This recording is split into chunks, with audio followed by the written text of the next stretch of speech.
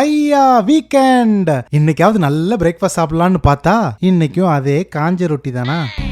வீக்கெண்டாவது பிரேக்ஃபாஸ்ட்டுக்கு ஒரு பூரி, ஒரு பொங்கல், ஒரு மசால் வடை, ஒரு இட்லி, தோசை, ஃபில்டர் காஃபின்னு இருக்க கூடாதா? இதெல்லாம் மொத்தமா சாப்பிடணும்னா $50 ஆகும். பரவாயில்லையா? அப்ப மாத்தி சொல்றேன், இதெல்லாம் சாப்பிடணும், ஆனா கம்மியான விலையில சாப்பிடணும். இருக்குதே, ஒரு இடம் இருக்குதே, weekend unlimited breakfast buffet. Idli, vada, pongal, puri, khichdi, சாதா தோசை, மசால் தோசை, கார தோசை, சாக்லேட் தோசை, ஃபில்டர் காஃபின்னு பல ஐட்டங்கள் வச்சிருக்காங்க. போதும்பா, நீ சொல்றதெல்லாம் பார்த்தா $50-60 போய் நிப்பாட்டுருவ போலயே.